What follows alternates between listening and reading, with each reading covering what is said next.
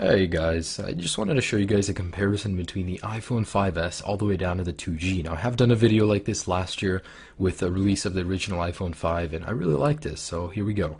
Now in advance I do apologize for the number of hands on the screen. I had to get some people to help me with this. But here is the original shutdown test on all devices. I'm going to let go at the exact same time. So there it goes. Surprisingly, the 3GS was first, followed by the 3G, then the 4, and then the 2G. There's something about iOS 6 and lower that actually makes the shutdown time a lot faster than iOS 7.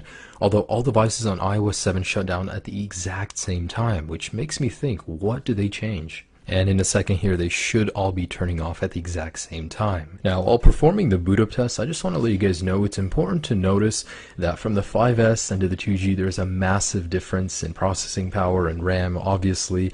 Also, the software is different, so that could majorly affect this. Now, I wasn't too surprised because the 5S, of course, came in first, followed by the 5 and 5C. What came next was actually pretty surprising, and just to let you guys know, all of these devices are freshly restored, non-jailbroken, completely stock. So the 5C and 5 was followed by the 4S, and surprisingly the 2G came before the iPhone 4, then the 3GS, then the iPhone 4, and then the iPhone 3G at long last. That was actually really surprising for me to see because these are all running the latest firmwares, and the 2G is obviously not as powerful as the 4.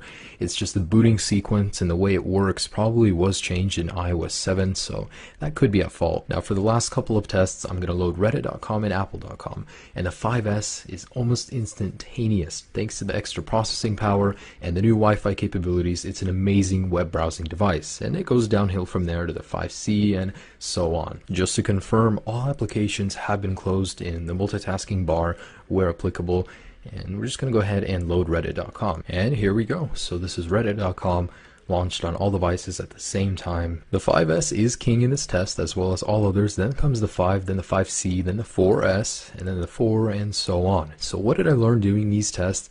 I learned that the amount of processing power is greater, of course, as the generation goes on, but it's marginally less noticeable the higher you go. So if you have a 5, I wouldn't really recommend upgrading to a 5S just based on the fact that you want an extra little bit of power because it has an amazing amount of power as it is. If you're always upgrading to the latest and greatest just based on that little spike in power, you know, this video I just showed you guys that it isn't even that noticeable in your day-to-day use. So these videos I always enjoy making, guys. I really hope you guys liked it as well. Have a great day, guys. Peace.